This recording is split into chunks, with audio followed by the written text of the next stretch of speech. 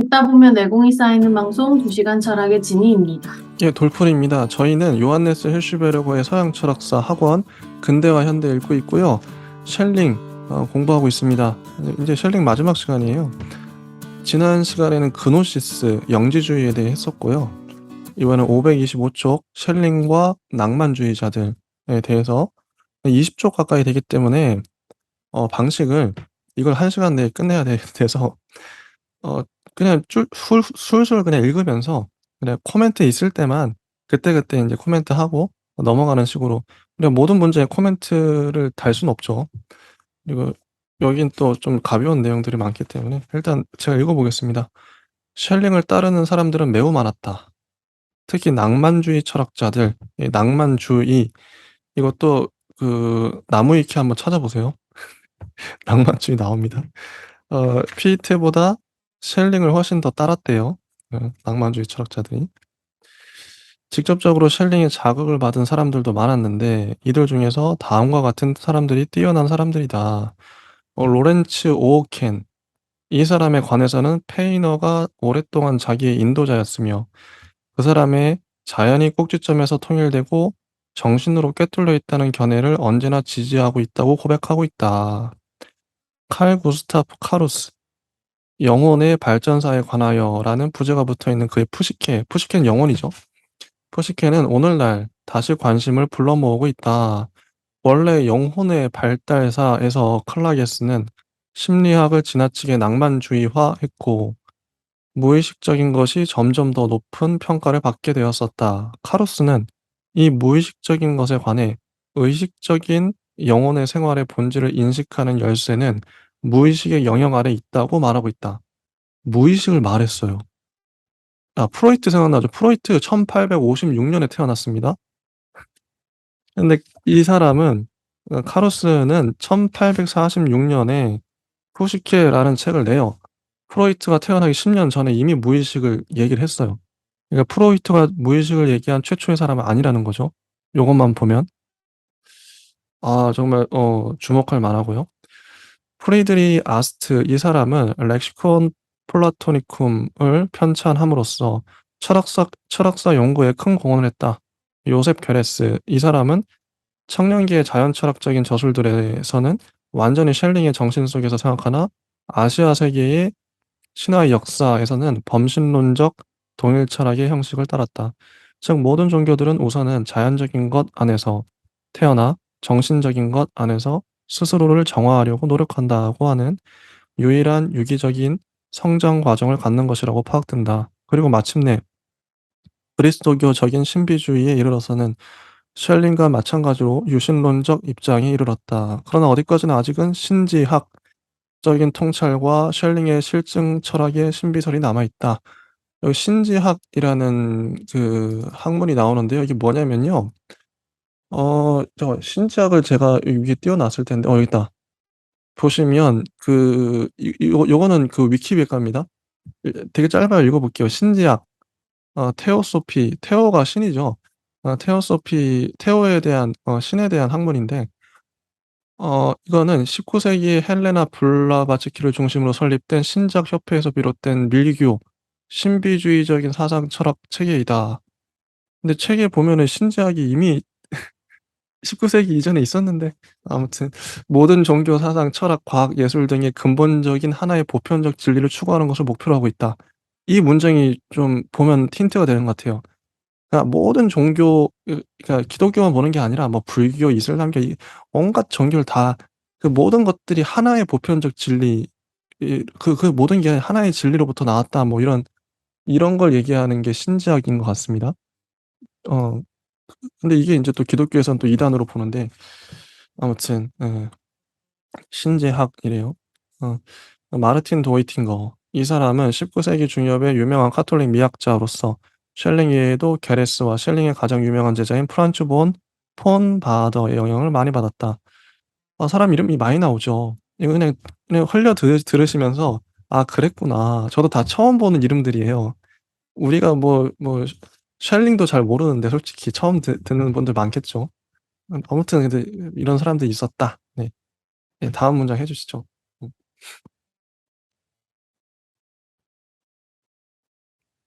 지금 마이크가 꺼져 있습니다. 지니님 마이크가 꺼져 있습니다. 소리가 안 들렸어요. 예. 네, 해주시면 됩니다. 네, 바더로 소제목이 붙어 있는 526페이지입니다.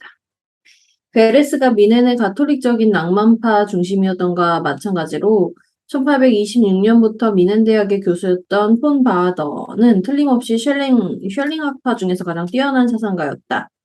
그 이유는 그가 자신의 스승인 쉘링을 야콥 베메에게 열광케 함으로써 스승에게 커다란 영향을 미쳤던 사람이기 때문이다. 쉘링 이외에 바하더에게 일정한 영향을 미친 사람은 바하더 자신이 다시 발견해낸 에크하르트, 우리가 중세 철학할 때 잠깐 봤던 기억이 나는, 그리고 칸트, 헤르더, 라바터, 자일러, 쌍마르땡 등과 특히 야콥 베메의 성서였다. 바하더는 쉘링과 마찬가지로 합리론에 반대했다. 그는 이성을 완전히 불신하고 그 대신에 신앙에 의존했다. 그래서 야코뱀의 예, 말씀하세요. 예. 다른 길로 가는 것 같죠? 지금 읽어보면. 쉘링이 정말 이러한 얘기를 했는가라고 하면 조금 저는 의문일 것 같아요. 세모를 뜻할 것 같은데, 바하더는 쉘링의 제자이긴 했지만, 쉘링과는 조금 결이 좀 다르지 않았는가 이런 느낌이 많이 드는 한 문단이었습니다. 이게 전 여기서 재밌게 봤던 게 아까도 제가 소개해드렸던 그 이유는 그가 자기의 스승인 쉘링을 야콥 베메에게 열광케 함으로써 이게 물들였다는 거죠. 스승에게 커다란 영향을 미쳤기 때문이다. 야콥 베메는 당시에 이단으로 취급받던 사람이었어요. 오늘날 예를 들면 이제 좀 그게 어떤 철학자를 이제 꼬셔가지고 그 제자가 이단에 빠지게 한 다음에 그 사상에 물들게 해서 그쪽으로 이제 끌고 갔다. 좀 근데 어쨌든 그게 뭐 긍정이든 부정이든 어떤 영향이든 미쳤다는 거죠. 야콥 뱀의 사상이. 이런 거 좀 재밌었고요. 그래서 이성을 완전히 불신하고 신앙에 의존했다. 좀 부정적인 영향을 줬을까요? 이런 게. 인간은 의지에 있어서나 삶에 있어서 독립적이지가 못하며 언제나 보다 높은 힘에 의존하고 있다. 우리들의 모든 삶은 함께 암일 뿐이요. 신의 근원적인 삶으로부터 정신이 받아들인 것이다. 이게 바하더의 사상입니다. 신이 없이는 우리들은 아무것도 알 수가 없다. 신이 세계와 우리들 자신을 생각하기 때문에 우리들도 세계와 우리들 자신을 생각할 수 있다. 이렇게 해서 바하더는 데카르트의 코기토를 나는 생각되어지고 있다. 이거는 신에 의해서 내가 생각되어지고 있다. 그래서 나는 생각하고 존재한다. 이런 거죠. 절대적인 신. 이렇게 바꿔놓습니다. 베이컨과 데카르트 이후의 근세 철학이 종교적 전통에서 떨어져 나간 것이 근세 철학의 가장 큰 불행이다. 이렇게 이 사람은 철저한 종교인이었던 것 같아요.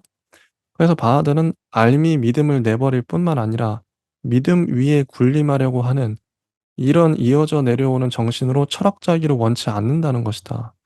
그는 오히려 자기 자신을 신의 계시와 권위 있는 전승을 해석하는 사람이라고 해석하고 있다. 그리고 그의 방법은 신지학과 그노시스 영지주의죠. 였다. 음, 다 있네요. 신지학과 영지. 예. 다음 해주시죠. 그래서 바하더를 따르자면 철학은 이어져 내려오는 종교적인 가르침 위에 세워져야만 한다. 그래서 바하더의 입장은 종교적인 가르침이 중요했구나라는 걸 알 수 있고요. 철학은 우선 신을 다루고 이런 점에서 논리학이나 선험 철학으로 일컬어지는 종교적인 기초과학을 가르쳐야만 한다. 그 다음에 철학은 자연을 다룬다. 이때 철학이 종교적인 창조론의 뜻으로 자연 철학이나 우주론이어야만 한다라고 얘기한다는 거죠. 그리고 마지막은 철학은 인간을 다룬다. 이때에도 역시 종교적인 바탕 위에서 정신 철학이나 윤리학과 사회 철학이 전개되어야 한다. 이런 것은 해겔에 있어서 철학의 분류가 생각나게 한다. 해겔이 뒤에 가면 철학의 분류를 얘기를 하죠. 그러나 그 전체는 다른 기초, 즉 신앙과 종교적인 전승에 바탕하고 있다. 그래서 이 부분 아까 말씀드린 것처럼 바하더가 이야기하는 맥락과 셜링이 이야기하는 맥락이 조금 결이 다르다고 느껴지는 지점이 바로 이 지점이었고요. 뒤에 가서도 우리가 굳이 뭐 종교적인 것을 기반으로 해서 종교적인 기반으로 해야만 자연과 인간과 해결이 말하고자 하는 뭐 역사 개념이라든지 이런 것들까지도 얘기할 수 있는가라고 물어보면 당연히 아니겠고요.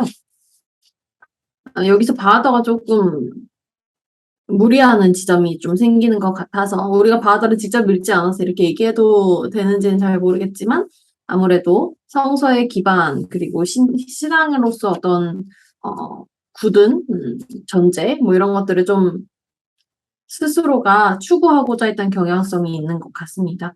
그래서 그런 지점이 좀 불편하신 분들은 뭐 그냥 그렇구나 하고 넘어가시면 되겠고 네.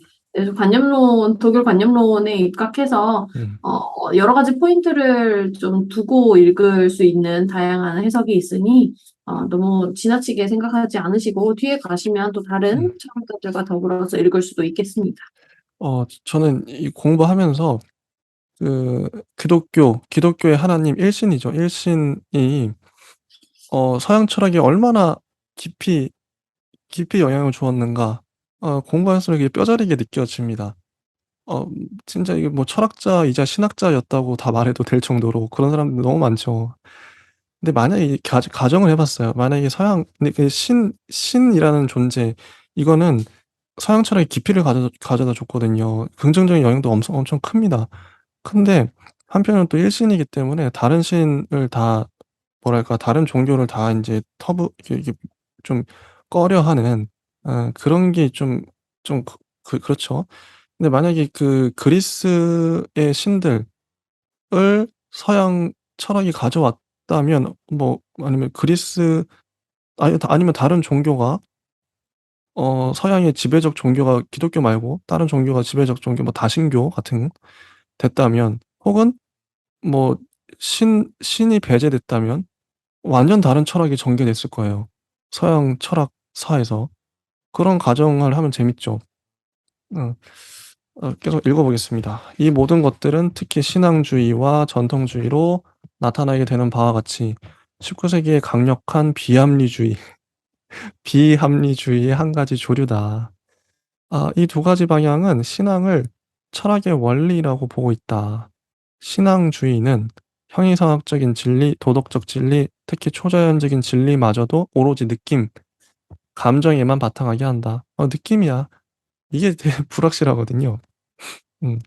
느낌은 사람마다 다르니까요. 이게 그 본보기는 야코비와 슐라이어 마어다. 전통주의는 신앙을 계시하고 전승케 해 주는 권위 위에 신앙을 터잡게 한다. 그 본보기는 드 보날르, 보땅, 보네띠 등이고 벤투라와 드 라무네 등도 이에 속한다. 카톨릭 교회는 맹목적인 신앙을 허용할 수 없었기 때문에 이런 견해를 반대했다. 교회의 이런 태도 안에서 고대와 중세의 유산과 척도가 명맥을 이어갔다. 교회의 이러한 결정이 얼마나 올바른 것이었나 하는 것이 드러난 것은 히틀러 얘기를 합니다. 20 세기에 이르러 맹목적 신앙이 정치적인 이상으로 되고 광신으로까지 되어 모든 관용과 정신적인 교통이 끊기고 마침내는 잔인한 독재로까지 이끌고 갔을 때이다. 네. 예 계속 해 주시죠.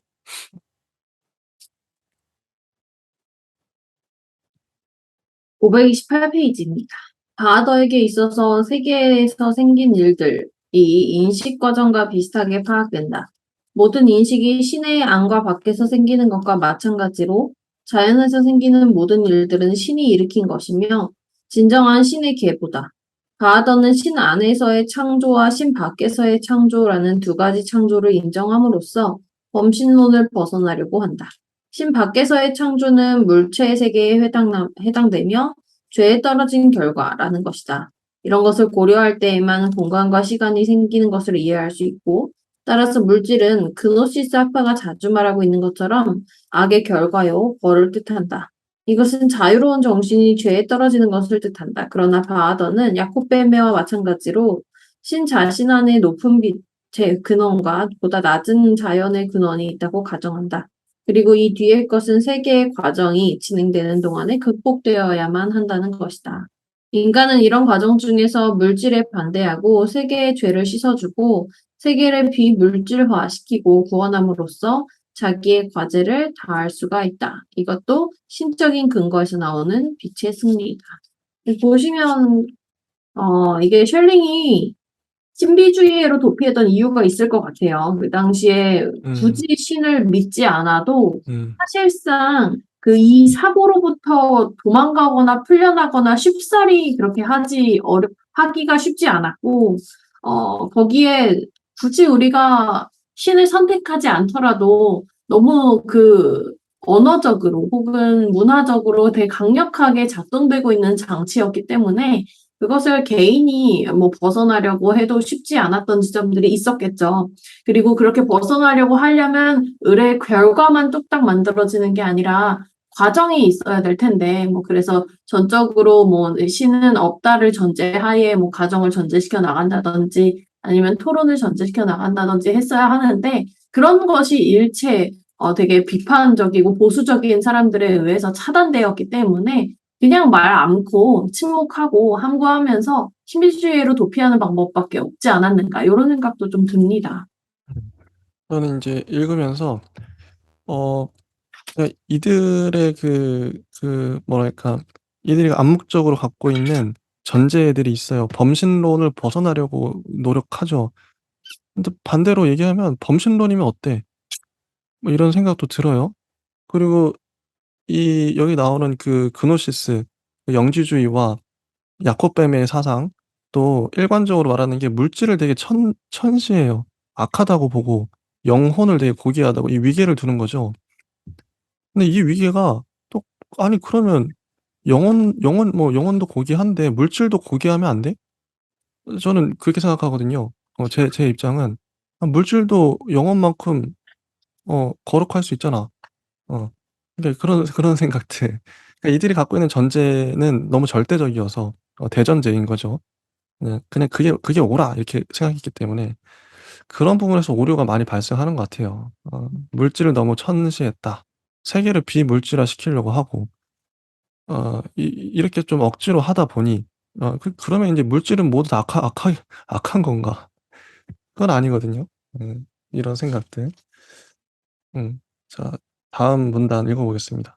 바하드는 이런 사변을 단순한 신비주의라고 보지 않고 형이상학이라고 보며 이런 점에서는 칸트와 같은 길을 걷고 있다고 믿는다. 이것은 그를 한갓 신지학자, 아까 신지학 얘기했죠? 라고만 보려는 것은 잘못이라는 것을 일깨워 준다. 이와 더불어 알려지는 것은 쉘링에 있어서 객관적 관념론으로 옮겨가는 일이 완성된다는 것이다. 그리고 이런 일은 칸트를 형이상학자라고 이해하는 것이 옳다는 것을 뒷받침해 주기도 한다. 칸트 이후의 시대는 칸트를 단순히 형이상학의 파괴자라고만 보지 않고 개혁자라고 봤대요. 그리고 이 후세의 사람들은 자기들이 열심히 형이상학을 해나가기만 하면 곧 칸트의 사업을 이어가는 것이라고 믿었다. 네, 해주시죠. 바하더는 그의 철학의 종교적인 틀 안에서 매우 주목할 만한 사회사상을 발전시키기도 했다. 그의 사회사상은 그의 신지학적인 사상보다 훨씬 더 구체적이었다. 그는 근세의 무신론적인 국가관에 반대했다. 이런 국가관은 언제나 국가 계약설로부터 출발하며 공동체는 오직 원자, 개인들의 집합으로만 보려고 했다.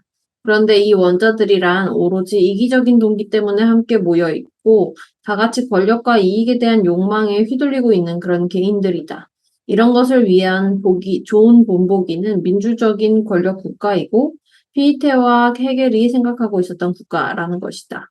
이러한 국가 간의 결과는 주권이 국민에게 있건 군주에게 있건 언제나 내부와 외부에 대한 독재뿐이다. 왜냐하면 권력 국가는 국가들 사이의 관계에 있어서 국제법을 알지 못하고 국내 생활에 있어서는 관용을 알지 못하며 아는 것이라고는 언제나 오직 강자들의 이해관계이기 때문이다. 현대 프롤레타리아의 자본의 힘에 대한 예속성은 중세기의 농노들보다 더 잔인하다고 바하더는 말하고 있다. 네. 이 부분이 재밌는 게요. 어 그러니까 유신론적인 국가관인데 바하더가 근세의 무신론적 국가관을 반대하면서 쭉 나오잖아요.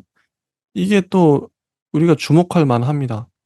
근대의 무신론적 국가관의 단점을 정확하게 짚고 있는 거죠. 예를 들면 국가 계약설로부터 출발한다. 오직 원자들의 집합, 개인들의 집합이고 이기적 동기 때문에 모였고 권력과 이익에 대한 욕망에 휘둘리고 있고 민족주의적인 권력 국가이고 내부와 외부에 대한 독재뿐이다. 이게 오늘날에 적용을 해도 말이 돼요. 어 이런 요런 부분을 비판의 지점들을 우리가 좀 보면서 짚으면서 넘어가도 좋겠다 생각했고, 다음 읽어 보면 "이런 결함을 바로잡을 수 있는 것은 외적인 규정들이 아니다. 왜냐하면 이 외적인 규정들은 이미 성립되어 있는 권력 관계를 나타내는 데 지나지 않기 때문이다. 그래서 이런 결함을 바로잡는 것은 하나님의 계명에 얽혀 있는 공동체의 참된 정신을 반성해 보는 것뿐이다. 국민이나 군주가 아니라 하나님이 주권자, 지배자다. 하나님을 통해서 각자에게 자기의 몫이 주어진다. 자, 하나님에 대한 믿음, 함께 있는 사람들에 대한 신뢰, 판결하려는 의지 등이 사회의 기초다." 뭐 이거 사회의 기초라고 하는데 오늘날에 또 적용을 해 보면 하나님을 안 믿는 사람이 너무 많아요. 그러니까 이게 전제 자체가 잘못됐다는 거죠. 이 오늘날의 사람들을 어떻게 설득할 것인가. 신을 안 믿는데. 신을 안 믿어. 어. 이게 참 힘들어요. 그래서 법치국가 얘기를 할 수밖에 없고 법에 이렇게 나와 있지 않냐. 이런 식으로 설득을 할 수밖에 없는 거죠, 오늘날은. 이러한 사회는 인간의 생명과 본성으로부터 유기적으로 성장이 나온다. 사회의 외적인 형식은 신분과 단체다. 그러나 사회의 핵심은 인간과 하나님과의 내적인 종교적, 윤리적 결합이다. 이런 말을 해도 중세 시대엔 먹혔다는 거죠. 모든 사람이 동의해. 그런 시대였다. 법과 윤리가 떨어져 있는 칸트에게 있어서와는 완전히 다르게 바하더에게 있어서는 국가가 다시 종교적, 윤리적으로 기초지어진 현상이라고 보여지게 된다. 네, 해주시죠. 그 이상은 그리스도교적인 국가다. 바하더는 그리스도교적인 국가를 무신론적인 권력 국가에다 맞세운다. 이 그리스도교적인 국가는 진정한 단결을 가져오게 하며 국민들과 계급들과 개인들 사이에 만인에 대한 만인의 투쟁을 영구화하지 않는 유일한 국가다. 이 국가는 인위적으로 만들어진 강제 국가가 아니라 진정으로 인간적이고 유기적인 생명이다. 이 생명은 하느님으로부터 나온 생명이며 하느님 안에 있는 생명이다. 인간은 이런 생명 속에서 전 세계를 복구, 회복시키리라는 소명을 받고 있다. 물론 종교적, 윤리적 완성은 교회가 모든 분열을 극복하고 정신생활의 위대한 권위 등을 다시 일치라고 하더라도 미래에야 비로소 이루어진다. 여러 위대한 권위들이란 가톨릭 사상 안에 일반적으로 군림하고 있는 추상적인 전통의 권위. 여기서 보면 바하더는 가톨릭 신자이기를 원했고 또 가톨릭 신자로서 죽었으나 교회의 권위, 특히 교황과는 올바른 교섭을 하지 못했는데 이런 전통적 권위, 프로테스탄트주의와 추상 성서의 권위 및 합리론에 있어서의 추상적인 알매 권위 등을 이름이다. 이제 이 부분에 있어서 이제 정리가 뒷부분에 문단에서 제대로 나와 있는지는 한번 다시 봐야 될 것 같아요. 그래서 아무튼 바하더가 이야기하는 부분은 되게 명확해요. 사실 읽어보면. 그래서 마저 읽고 순수 이성의 절대주의는 극복되어야만 하고 알과 믿음의 사이 통일은 다시 이루어져야만 한다는 것. 이것이 바하더의 주장이다라고 마지막에 되게 명확하게 나오는데요. 이제 계속 읽다 보면 드는 생각이 과연 정말 그럴까? 그러한가? 이런 생각들이 나타나고요.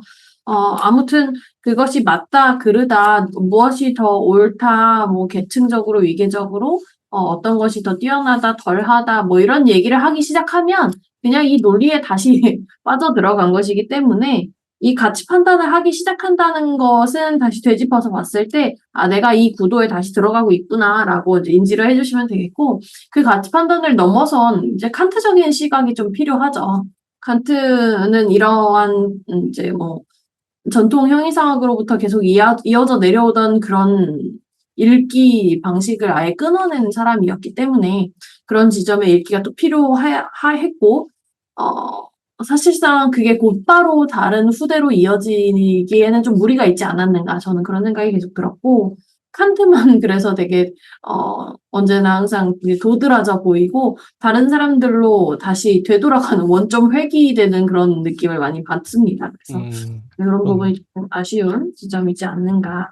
뭐 음. 이게 내용이 틀렸다라기보다는 음. 기껏 칸트가 열심히 해놓은 작업에 대해서 어, 심사숙고하지 않고 그냥 정말 자기가 안다고 믿고 그냥 음. 쉽게 던져버리는 그 말들이 전통적으로 생각해왔던 그 구도로 다시 돌리는. 맞아요, 맞아요. 네, 그래서 그 부분이 참 아쉽다는 생각을 하면서 읽었던 부분입니다. 그래서 뭐 진짜 오늘날 철학을 나의 독특한 나만의 철학을 전개하겠다 그러면 철학사를 공부를 먼저 하고 이미 다른 사람이 이 음, 주장을 말하지 않았나 그걸 좀 검토해 본 다음에 그다음에도 새로 와 그러면 괜찮은 이게 좀 부지런해야겠다 철학자는. 철학자뿐만 아니라 저도 예전에 되게 게을렀던 것 같아요. 게으른 독자였던 것 같은데 그러면 이미 내가 했던 말들은 누군가 다 했거든요. 그런 뉘앙스 더 체계적으로 사람이 생각하는 게 다 비슷비슷하잖아요. 새로운 거 생각한다는 건 거의 어렵죠.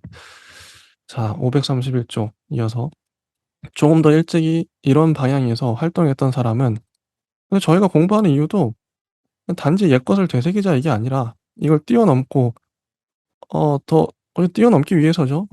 딛고 가야 되니까. 어 어.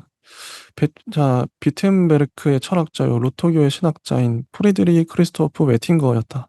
웨팅거도 쌍마리땡이나 바하더와 마찬가지로 야콥 뱀의 영향을 받았었다. 야콥 뱀에 계속 나와요. 그러나 그는 그 자신이 말하고 있는 것처럼 하느님 안에 세계보다 먼저 있었던 도식에 관한 말르브랑슈의 체계를 영혼 안에 이미 배태하고 있었다. 아마 바하더는 셸링을 통해 웨팅거를 알게 되었을 것이다. 게다가 바하더와 웨팅거 두 사람은 뒤에 와서 레이겐스부르크의 주교가 된 자일러와도 교섭을 했었다. 바하더의 친구로는 민스터의 철학자 크리스토프 슐레터도 헤아려진다. 사람들이 이들에 관해 신비주의라는 말을 하기를 좋아했다. 이런 말은 어느 정도 옳다. 그러나 이런 것보다 더 중요한 것은 영국의 경험론자들 이후로 또 칸트에게 있어서도 실제적인 것과 주어져 있는 것의 개념이 공간 시간적인 것에 한정되어 있었던 것에 대해서 이것을 다시 인위적으로 좁혀진 것으로부터 풀어내고 다른 실제적인 것, 즉 모든 감성적인 현실보다도 훨씬 더 실제적인 것을 파악하려고 노력했다는 것이다. 네, 그렇습니다. 혹시 뭐 하실 말씀 있으실까요? 이제 넘어갈까요? 네. 네. 532 쪽이고요.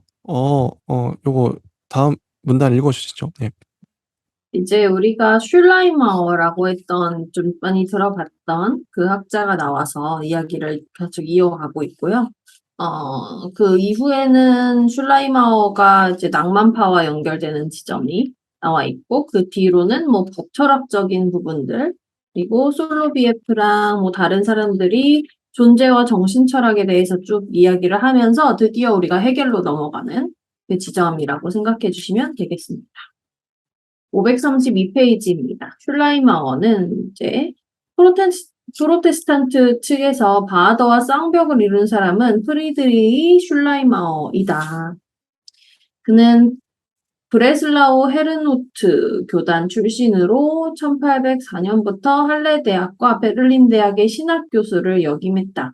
그는 일생 동안 정도가 높은 경건주의의 양식을 갖춘 교의를 벗어난 프로테스탄트의 감정 종교의 대표자였고, 그의 종교를 멸시하는 교양인들에 대한 종교 강연, 이렇게 독백론 이런 걸로 유명했다고 합니다. 이렇게 그 제목이 좀 강력하죠. 슐라이마어는 많은 분야에서 큰 공적을 남겼다. 이어서 보면 그는 훌륭한 설교가였고 윤리학, 특히 선론, 덕론, 의무론 등에 큰 공헌을 했다. 그리고 그는 변증법에서는 방대한 지식학을 수립했다. 그는 이 지식학에서 철저하게 칸트와 대결하고 있고 자기의 철학에 포함되어 있는 관념론적 요소와 실제론적 요소들을 일종의 관념 실제론으로 묶는다. 이럴 때 그에게 있어서 실제적인 것과 관념적인 것, 자연과 정신을 조화시키는 지도적 사상으로 된 것은 셸링의 동일 철학과 스피노자의 자연이 곧 신이다. 라는 공식이다. 이런 업적들에 못지않게 높이 평가받아야 할 것은 그가 플라톤을 탁월하게 번역했으며 아리스토텔레스를 다시 연구하도록 자극한 것이다. 네. 계속해 주시죠. 그러나 슐라이마어의 주요한 의미는 종교 철학의 영역, 특히 프로테스탄트주의에 있다. 슐라이마어 이후에 프로테스탄트주의에도 신학적인 기초 연구가 있게 됐다. 종교의 본질에 관한 물음에서 칸트는 우선 부정적인 대답을 했었다. 나는 알물 포기하지 않을 수 없었다는 것. 이런 대답이 모든 종교의 인식에게 불가지론의 위험을 가져다 주었다. 그래서 칸트가 알 대신 종교에 속하는 것이라고 한 믿음을 그 본질과 내용에 따라 밝혀내는 것이 중요하게 되었다. 여기에 슐라이머어가 끼어든다. 그에게 있어서도 신앙은 세계와 하느님에 관한 이론적인 알매에 성립되는 것이 아니라 이러한 그도 칸트에 동의한다. 그러나 신앙은 도덕의 강령을 형성하는 것이 아니고 도덕으로 낮춰져서도 안 된다고 얘기하면서 이런 점에서 슐라이마오는 칸트를 거부한다. 그를 따르자면 신앙은 오히려 독자적인 것이고 궁극적인 것이다. 신앙은 순수한 느낌, 감정이고 우주의 직면에서 그저 단순하게 의존하는 느낌이고 우주를 직관하고 느끼는 것이 곧 종교다. 종교적인 느낌에 있어서 종교가 아니라 종교적인 느낌을 얘기하고 있는 부분이 좀 주목할 만했죠. 근원지가 근거 안에 우리 안에 놓여지게 되는 것과 같은 지각작용에 있어서 외부의 사물들이 우리 안에 놓여지는 것과 같다. 그러나 우리는 이런 것에 관하여 이론적으로는 알 수가 없다. 종교의 명제들과 관념들은 종교적인 느낌들을 표현하는 형식에 지나지 않는다. 이 문장이 상당히 의미심장합니다. 다시 읽어보면 종교의 명제들과 관념들, 우리가 수없이 얘기할 수 있는 성경 구절들도 포함되겠죠. 이게 사실은 종교적인 느낌들을 표현하는 형식들에 지나지 않는다라고 한다면 우리가 알고 있는 절대 종교 이런 것들이 사실 약간 흔들리게 되죠. 종교의 교의를 철학적인 사상이라고 이해하는 것이나 신학 안에서 철학하려는 것은 암과 믿음의 두 영역의 한계선에 옮겨놓는 것이다. 이 두 가지는 완전히 서로 독립되어 있다. 하느님의 이론적 사실이 아니라 느낌의 사실이다. 그래서 하느님의 이론적 사실, 사실 이론적으로 의미로 하느님을 정의하고 말하면 무의미하겠죠. 그래서 그 지점을 느낌의 사실로서 얘기한 이 부분이 사실은 저는 바하더보다는 훨씬 슐라이마어가 좀 설득을 하게 된다면 설득에 좀 유리하지 않는가 이런 생각을 하면서 읽었던 부분입니다. 여기 좀 빛나는 문장들이 보이죠. 하나님은 이론적 사실이 아니라 느낌의 사실이다. 어 종교의 명제들과 관념들은 종교적 느낌들을 표현하는 형식들에 지나지 않는다. 근데 전 다 동의하는데 어 제가 인제 예전에 종교 생활을 열심히 했던 또 마을 공동체에서 있으면서도 또 있었는데 그때 인제 중요한 게 실제 이거는 경험에서 우러나오는 건데 내가 어떤 뭐 하나님을 경험했다. 어떤 뭐 신적 체험을 했어. 뭐 방언을 막 하고 그러잖아요. 그런 사람도 있고. 근데 방언은 중요한 게 해석이 안 돼요. 저 사람이 뭐라고 막 중얼거리는데 그 사람 자체도 뭔 말인지 모르고 듣는 사람도 뭔 말인지 모르고 이 그냥 느낌이에요. 그러면 이 종교에서도 중요한 건 교회 안에서도 중요한 건 에 나 혼자 믿는 게 아니잖아요. 같이 믿는 거고 우린 같은 하나님을 믿는 건데 설득이 돼야 되고 소통이 돼야 돼요. 객관성. 객관성은 요즘 제가 많이 생각하는 건데 문학에서도 중요하고요. 자 문학도 내 느낌대로만 쓸 수 있어요 충분히. 근데 아무도 이해를 못 해요 그 어떤 문학을. 아무도 이해 못하는 문학, 아무도 모르는 노래 만들어 봤자 쓸모가 없어요. 자기 혼자만 좋지. 근데 그 느낌도 이렇게 전 느낌도 언어화가 돼야 된다. 그러니까 소통이 돼야 된다는 거죠. 그 소통을 하는 게 문학이고 객관적 소통입니다. 누구나 느낄 수 있게끔 쓰는 거예요. 누구나 알 수 있게끔 쓰는 건 철학인 거죠. 느낌의 언어 그건 다 좋아요. 좋은데 느낌 감정 좋은데 이거는 뭐 어느 종교에 가도 마찬가지입니다. 설득이 돼야 돼요. 일반인들이 알아먹을 수 있어야 돼요, 이 신앙을, 이 감정을. 내가 느끼고 있는 게 진짜 하나님으로부터 온 건가? 그런 걸 누군가 판단해 줘야겠죠 또. 이게 뭐 가짜일 수도 있잖아요. 그러면은 그것들은 목사님이든 어쨌든 판단해 줘야 될 거 아니에요, 같은 공동체 지체가. 이것도 객관적인 그런 시선이 필요하죠. 그래서 지금 인제 뭐 슐라이어 마우트뿐만 아니라 누구든 이런 종교 느낌 얘기하면 느낌을 느낌만으로 끝내 버리면 안 된다는 거죠. 느낌을 언어화 그냥 객관화해야 된다. 아 정말 중요한 포인트라고 생각하고요. 이어서 얘기하면 그는 종교에 관한 연설 저는 그래서 이해하는 신앙 저희 공동체가 추구했던 것도 그런 거죠. 이해할 수 있는 근데 이해에 갇힌 건 아니에요. 그렇다고 해서 내가 이해하는 부분만 하나님을 아는 게 아니라 당연히 인제 소통하기 위한 언어 그래서 철학을 공부했던 것도 있죠. 저희 공동체에서 왜 철학을 공부했나? 소통하기 위해서. 그게 다 소통하기 위해서. 음. 그는 종교에 관한 연설을 준비하고 있는 동안에 베를린에 있는 헨리테 헤르츠에게 보낸 편지에 다음과 같이 쓰고 있다. "나의 종교는 철저하게 마음의 종교여서 마음도 소통이 돼야 됩니다. 나에게는 종교를 위한 다른 곳이 없습니다. 그래서 나는 종교의 바탕에서 또 종교를 위해서 베를린에 가지 않으면 안 됩니다. 왜냐하면 사실은 당신 안에서 우주를 보고자 하기 때문입니다." 이게 자기만의 환각에 취해서 이런 말을 하는 건지 객관적 검증이 필요해요. 정말 중요합니다, 종교는 특히나. 자칫 잘못 판단할 수 있기 때문에 자기도 속을 수 있어요, 이 느낌에.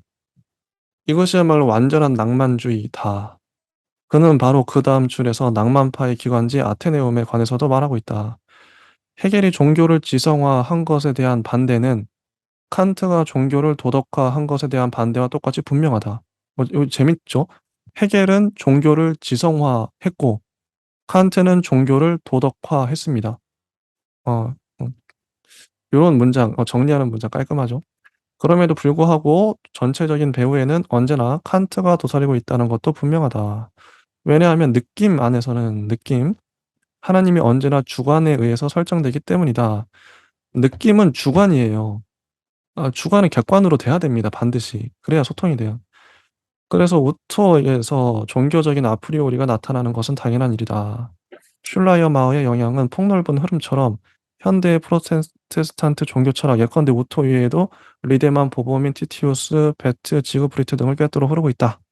예 다음 해 주시죠. 슐라이마어에 대한 반론도 매우 많았다. 즉, 그는 자기가 말하는 느낌을 가지고서 신적인 것을 조금도 맞추지 못했다는 것이다. 그가 말하는 느낌이란 세계에 관한 보편적인 느낌이고, 칸트의 숭고함의 느낌처럼 미적인 느낌일 것이라는 것.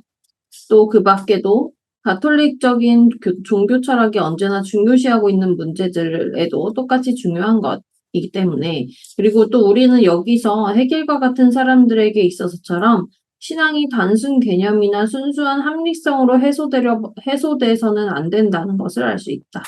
그러나 이지적인 요소들에 있어서 이지적인 요소들을 포함하지 않고 특히 신앙회로의 앞서감에 있어서 이성적인 근거지음이 앞서감이 없는 신앙, 이런 신앙은 이성적인 신앙이 아니라 맹목적인 신앙이고 그리스 사람들이 말하는 아페이론 이런 것으로 될 위험이 있다.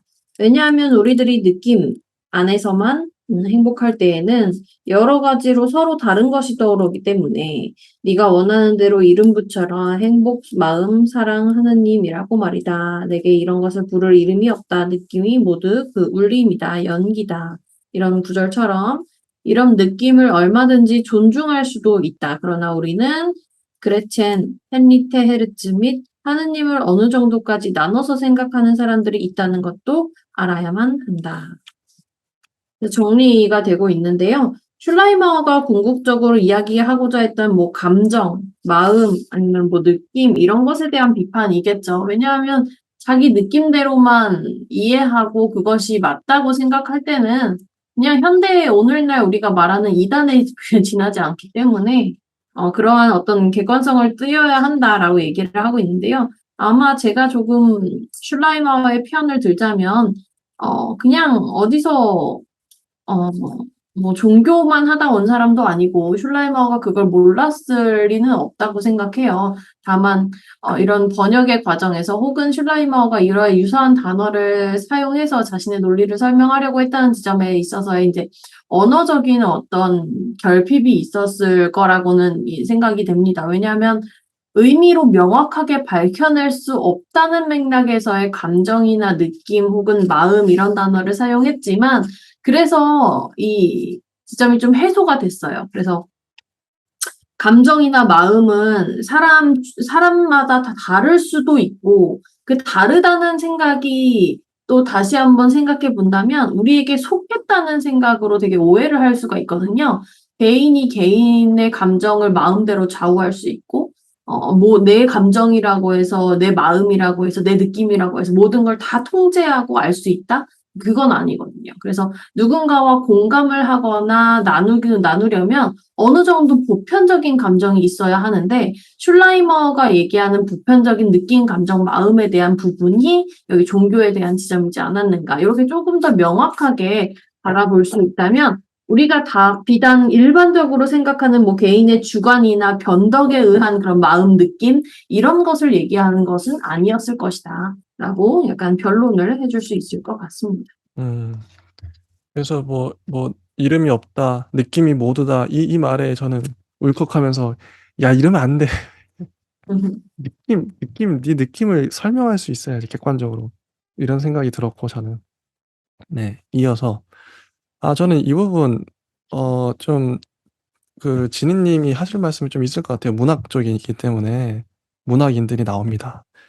셸링과 슐라이어마어는 낭만파에게는 특별히 중요한 사람들이다. 이 낭만파를 이끌어 나간 사람들은 노발리스, 슐레겔, 헬더린 유명하죠, 헬더린 등이다. 이들은 단순한 시인이기만을 원치 않고 철학자이기도 원했다. 이들은 시와 철학이 서로 왔다 갔다 해야 한다고 생각했다. 따라서 이들이 종교, 신화와 상징, 낭만주의가 발전해 나가는 동안에 점점 더 강해진 한 가지의 관심 등을 특별히 좋아하게 된 것은 당연한 일이었다.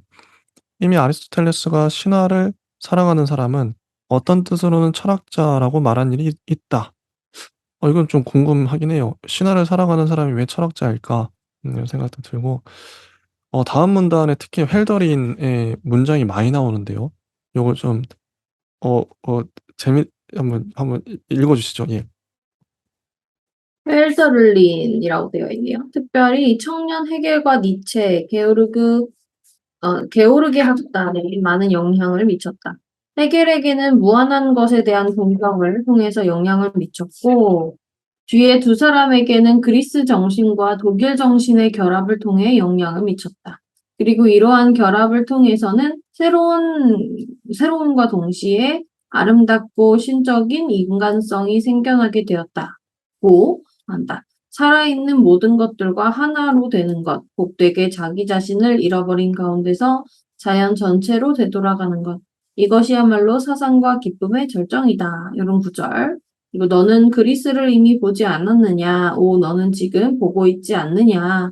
새로운 이웃을 기뻐하며 영원한 별들이 우리의 도시들과 숲 위에서 웃고 있는 것을 이런 구절들. 쭉 구절들이 나와 있고요. 구절들을 쭉 읽어보시길 바라며 법 철학자들과 국가 철학자들로 넘어가는 지점이 있습니다. 그냥 이렇게 끝나는 것 같아요. 헬더린 이제 얘기는. 그 부분을 제가, 어, 이 문장을 읽으면서 감정을 이제 이입을 해서 잠깐 좀 읽어보겠습니다. 어, 이게, 이런 문장이 있어요. 아름다운 아테네 사람들을 다시 생각하며 이들의 행복을 우리들에게 되가져다 주는 것을. 우리 민족을 창조한 영이여, 언제 너는 네 모습을 완전히 드러내느냐? 오 조국의 영이여, 그때 내 너 앞에 깊이 고개 숙이면 고요한 검은 곳소리 너 앞에선 멎네. 이런 식으로 독일의 산들은 뮤즈 여신들의 산들로 되고 지난날에 장엄했던 핀도스와 헬리콘과 파르나소스처럼, 그리고 조국의 황금빛 하늘 밑 뻥 뚫려 자유롭고 맑은 정신의 기쁨 빛나네.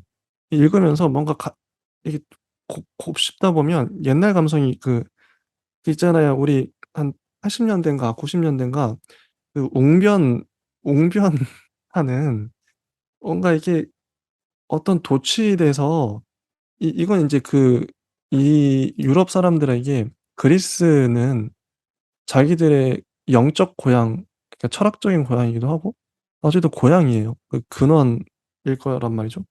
우리로 따지면 뭐 단군 고조선 정도 될 것 같아요. 그러니까 얼마나 이 가슴이 뜨거워지겠어요. 이 힐더린의 시를 읽으면서 '아 맞아. 그리스. 우리의 고향. 그리스 정신, 독일 정신. 이 애국, 이 국뽕에 취해서' 아마 그러지 않았을까. 예. 니체도 이런 영향을 받았고 뭐 그런 생각이 들어요 저는. 이 문장을 읽으면서. 어 자 계속 읽어 보면 슐레겔의 친구들 중에서 국가 철학에 공헌한 두 사람을 다루지 않을 수 없다. 이들은 슐레겔과 함께 빈에서 간행되었던 잡지 콩콜디아를 만든 사람들로서 밀러와 칼 루드비히 폰 할러다. 이 두 사람은 슐레겔처럼 카톨릭으로 개종한 사람들이다. 네. 계속 읽어 주시죠. 밀러는 아담 스미스의 국민경제학과 공리주의적 타산적인 국가관 전체를 훌륭하게 비판하고 그 대신에 국가가 일종의 살아있는 움직이는 유기체라고 보았고 슐레겔이 이미 말했던 바와 마찬가지로 국가란 모든 조그마한 개체를 포괄하며 이런 개체들을 넘어서서 계속되는 커다란 개체이며 그 독자적인 생명 법칙을 지니고 있다는 것을 말했다고 합니다. 네. 그리고 국가는 개인들에게 있어서 마찬가지로 빵으로만 사는 게 아니라 하느님의 입에서 나온 말씀에 의해서도 산다. 보다 높은 생명의 법칙은 윤리적인 여러 가치, 성실과 종교적인 여러 가치 안에 있고 국민들은 가장 깊은 곳까지 이런 가치들로 꽉 차 있어야 한다라고 우리가 익히 좀 익숙하게 이해할 수 있는 주장들이 있죠. 그러나 국가들로 국가를 넘어서면 이런 법적인 결함 속에 통일되지 않으면 안 된다. 그래서 역사적으로 생긴 모든 사건들은 참된 본질에 있어서는 하느님으로부터 나와서 하느님에게로 가는 운동으로 인식되지 않으면 안 된다. 이렇게 통일이라는 단어를 썼는데 연합, 연방 뭐 이런 맥락이지 않을까 싶어요. 이런 것은 이미 슐레겔이 강조했던 바와 같다. 동물적인 투쟁으로서의 역사는 인간의 참된 존재를 나타내는 것이 아니라 인간의 품격을 떨어뜨리는 것이다. 낭만파는 생명과 보다 높은 생명이라는 개념을 가지고 역사적인 것에 관해 계몽주의보다 더 심오한 해석을 했다.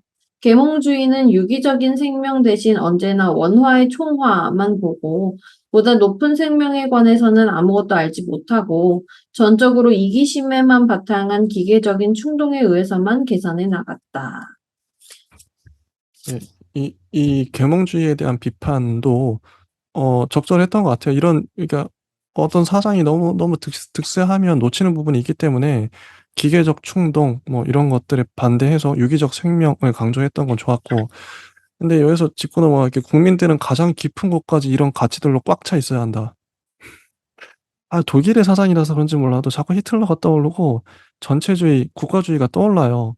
이런 말들 이런 정신 하나하나가 히틀러 같은 사람을 독재자를 그리고 전쟁을 낳지 않았나. 씁쓸합니다. 요런 게 문장이 밟혀요 눈에. 가치들로 꽉 차 있어야 한다. 국민들이. 뭔가 냄새가 나. 이어서 보면 밀러는 "사회는 생명이다."라는 사상으로 역사 법학파의 창시자 프리드리히 칼 폰 사비니에게도 영향을 미쳤다. 사비니는 모든 법을 그저 되고 정교하게 다듬어진 이성이라고만 보는 계몽주의적 자연법 사상에 반대해서 법은 때와 곳에 따라 각각 특성을 지니고 있는 민족의 혼으로부터 유기적 역사적으로 성장해 나온다고 주장한다. 자, 힐더린 아까 독일 정신, 그리스 정신, 민족 강조했죠. 그리고 밀러도 뭐 이런 뭐 "국민들은 가치들로 꽉 차 있어야 된다." 이러고 했었어요. 사비니 민족의 혼 강조하고 있어요. 뭔가 이게 뭔가 비슷비슷하게 느껴지는데 역사 강조하고 '이래서 그렇게 됐나?' 싶기도 해요. 폰 할러 또 합리적 자연법관에 반대하여 투쟁하고 합리적 자연법관에 반대 투쟁하고 국가는 하나의 원초적 세포, 국가가 하나의 세포래요. 독일 국민. 이게 뭔가 냄새가 나는데. 복권적인 가족으로부터 유기적으로 생겨난다.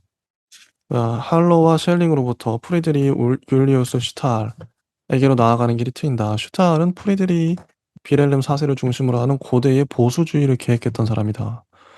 슈타를 따르더라도 법은 추상화되고 보편 인간적이고 수학적인 사고가 만들어낸 것이 아니라 민족들의 생명과 역사와 더불어 자라나는 것이다.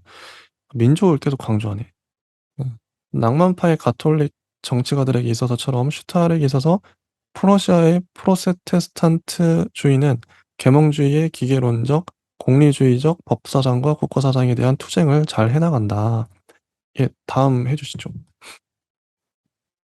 마지막으로 또 한 사람의 낭만파의 후예들 나오고요. 콘스탄틴 프란츠라는 사람이 나옵니다. 그리고 브루크하르트, 네, 이 사람 두 사람이 나오고요. 또 이제 계속 이어서 페르스터는 프란츠에 관해서 하면서 이제 다른 사람들이 말했던 이 낭만파의 후예들에 대한 평가 이야기들이 주로 이야기가 나오고 있는 것 같아요.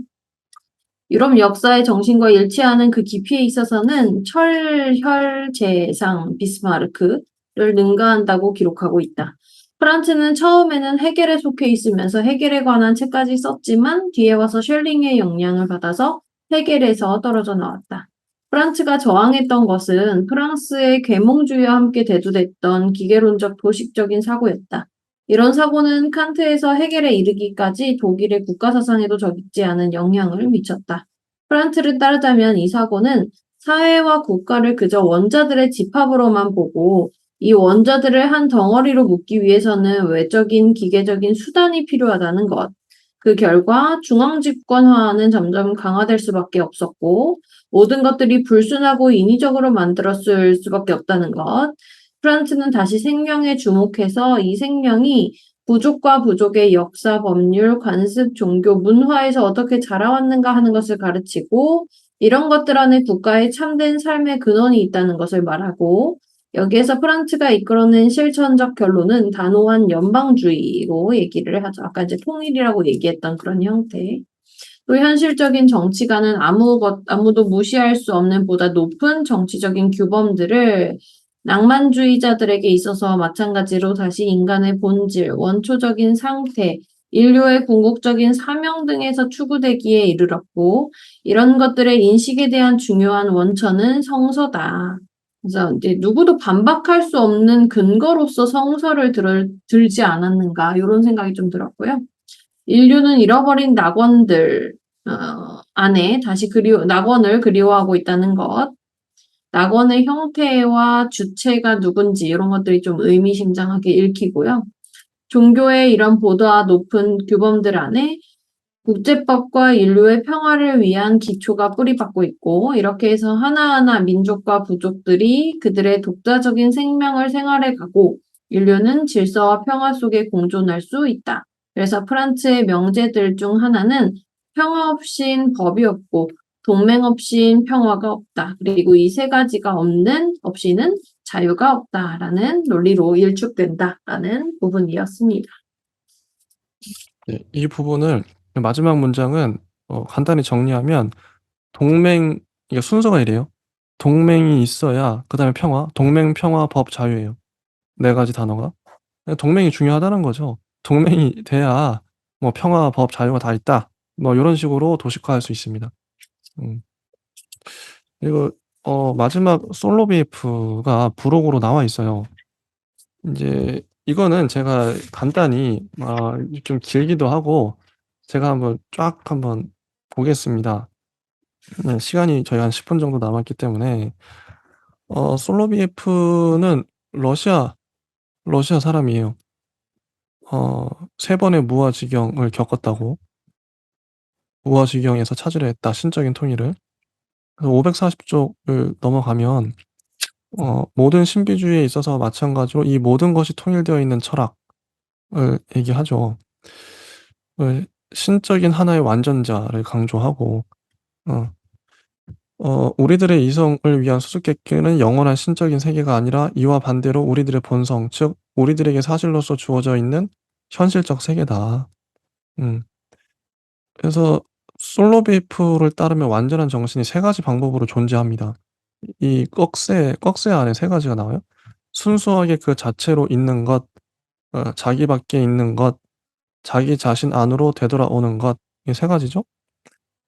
쉘링은 이걸 어떻게 얘기하냐면 자체로서 존재하고 있는 정신, 자기 밖에 존재하고 있는 정신, 자기를 위해서 존재하고 있는 정신.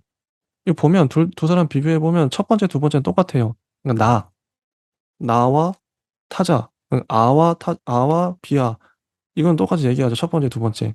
나와 남, 뭐 주체와 뭐 또 객체 이렇게 얘기하는데 세 번째 게 달라요.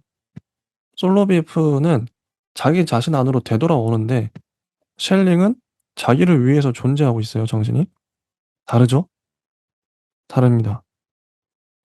자, 이거 이때 바톤을 넘겨. 지니님 왜 다르다고 생각하시나요? 음. 어려운 질문인데. 네, 저도 잘 모르겠어요. 일단 음. 솔로 PF를 왜 넣어놨는가 저는 이 생각을 하면서 읽었는데요. 아, 네. 이제 우리 쉘링과 낭만주의 챕터에서는 음, 쉘링에서 바로 해겔로 넘어가기에는 좀 무리가 있다고 생각을 한 것 같아요, 저자가. 아, 네, 그래서 해겔이 주장하고자 했던 그 절대적인 어떤 정신, 음, 이성, 절대성에 관련된 기반들을 좀 설명을 하고자 요런 이론가들을 넣었던 것 같고, 음, 특히 여기 솔로 BF에서 이제 달려있는 날개의 소제목들을 보시면 음, 존재 철학과 정신 철학, 완전한 정신, 이런 것들, 피조물 이렇게 붙어 있는데요. 그런 맥락에서의 이야기를 좀 심화시키고 체계화시킨 게 이제 해겔이다. 이렇게 넘어가기 위한 과도기로 읽어내어서 저도 솔로 BF에 대한 어떤 내용이 구체적으로 어떠한지 음, 뭐 이런 것들 사실 관심이 별로 없었고요. 아, 이제 음, 본격적으로 이런 논의가 시작되나 보다. 이 음, 정도로 그런 게 있었구나 하고 읽고 넘어갔습니다. 음. 맞아요. 예. 저도 자세한 모르고 어쨌든 징검다리 같은 그런 철학자들이 종종 있었죠. 힐시베르거가 그렇게 다뤘었고. 그래서 뭐 꽤 은근히 많은 내용이 있는데요. 요걸 다 스킵을 좀 하고 그리고 음 바다의 영향을 좀 많이 받았다고 하잖아요. 어 그렇게 얘기를 하고 시작하니까 사실 읽기가 싫어지는 거죠. 읽기가 싫어졌다. 바다의 영향을 받았다고 하면 일단 또 들어가면 또 뭐 하느님이 아 어쩌고저쩌고 일단 실제 그래요. 예. 그렇게 맞아요. 될 텐데 예. 그 맥락을 또 굳이 열심히 우리가 음. 벗어나서 칸트를 열심히 읽어놨는데 또 음. 다시 이 생각의 그물로 들어가서 갇힐 필요가 있는가 음. 이런 생각으로 조금 거부감이 많이 들었고 나중에 음. 큰 틀에서 근대 철학을 다 마치고 난 다음에 음. 여유가 생기면 음. 그 이후에 좀 정리를 하면서 읽어도 괜찮지 않을까 그런 생각으로 좀 가볍게 읽었습니다. 네 맞습니다. 이거는 관심 있으신 분들은 한번 읽어 보세요. 여기 "그리스도교 철학을 건설하려고 노력했다." 뭐 이런 문장도 나오고요. 이분 솔로비에프는. 여기까지 여기까지 했고요. 인제 남은 시간 동안은 어쨌든 쉘링이 끝났어요. 쉘링을 정리하는 쉘링과 그 이후에 영향받은 또 학자들 다 이제 뭉뚱그려서 좀 정리하는 시간을 가지면 좋겠는데 지니님은 쉘링 어떻게 보셨나요? 궁금하네요. 네, 저는 쉘링 자신이 뭐 엄청난 천재였다, 뭐 이런 생각을 갖기보다는 쉘링이 자기도 모르게 담지하고 있었던 그런 바를 현대에 와서 잘 읽어내고 않지 않는가, 뭐 이런 생각이 좀 많이 들었고, 이제 쉘링을 만약에 우리가 책을 따로 구비해서 읽게 된다면 그런 지점들을 많이 봐야겠다 싶었어요. 뭐 이분법적인 부분들, 칸트의 영향 관계, 칸트 이외에 뭐 달리 주장하고자 했던 그런 낭만주의적인 요소들, 그리고 신비주의로 도피할 수밖에 없었던 그런 칸트와 쉘링의 그런 생각들, 뭐 해결까지 더불어서 그런 지점들이 좀 궁금해지는 철학자였습니다. 네 좋습니다. 예. 저도 그런 것 같아요. 그리고 쉘링이 501 쪽부터 544 쪽까지 거의 45 쪽에 걸쳐서 다뤄졌었어요. 근데 헤겔이 544 쪽부터 589 쪽 헤겔과 쉘링의 분량이 거의 비슷합니다. '이건 이룰 수 없다.' 제 생각엔 칸트 이렇게 이 칸트 100종 넘게 달아놓고 제 생각에 칸트에 맞먹는 무게감, 헤겔도 만만한 사람이 아니거든요. 어 거의 여기도 한 40쪽 정도 다루고 있는데 헤겔 2주에 걸쳐서 할 예정입니다. 분량상 그렇게 나눈 것뿐이고요. hirschberg가 그렇게 나눠 놨기 때문에 어 이제 다음 주부터 드디어 헤겔 들어가요. 칸트, 헤겔 너무 유명하죠. 너무너무 유명한. 그래서 기대가 됩니다. 헤겔은 과연 어떤 철학을 펼쳤을까? 아 헤겔이 끝나면 2 주가 끝나면 인제 제2 편 현대 철학 이렇게 나와요. 드디어 헤겔 다음에 현대 철학으로 넘어가는데 그 이유가 있겠죠. 이렇게 나눠 놓은 왜 현대 헤겔 이후가 현대인지. 어 인제 거의 다 왔습니다. 헤겔 이후에 쇼펜하우어, 뭐 니체, 막스도 나오고요. 음. 현대에 넘어가면 또 현대도 나름 재밌을 것 같습니다. 현대로 갈수록 이게 좀 뭐랄까 이 정확성이랄까 다루지 못 않고 있는 철학자들도 많고 되게 설렁설렁 분량이 작아요. 이게 분량을 작게 다룰 철학자들이 아닌데 니체에 대한 평가도 당대에는 그렇게 제대로 안 됐던 것 같고요. 니체도 거의 한 뭐 분량이 30쪽도 안 돼요. 30쪽? 30쪽 정도? 니체가 이런 사람이 아닌데. 뭐 이런 생각을 하면서 목차를 봤던 기억이 나고. 혹시 더 하실 말씀 있으실까요, 지니님? 네. 헤겔이랑 쉘링이랑 분량 차이가 조금 비슷해 보이긴 하지만, 네.